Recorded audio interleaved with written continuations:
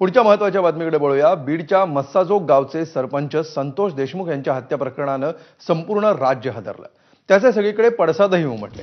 यानंतर शरद पवारांनी बीडमध्ये देशमुख कुटुंबियांची भेट घेतली। यावेळी त्यांनी राज्यातील कायदा आणि सुव्यवस्थेवर प्रश्नचिन्ह उपस्थित केलं। दरम्यान शरद पवारांपाठोपाठ उपमुख्यमंत्री अजित पवारांनी देखील देशमुख कुटुंबियांची भेट घेतली। दरम्यान या प्रकरणामध्ये राजकीय हस्तक्षेप होणार नाही, कोणीही मास्टर माइंड असेल तरी सोडणार नाही असं आश्वासन अजित पवारांनी दिलं।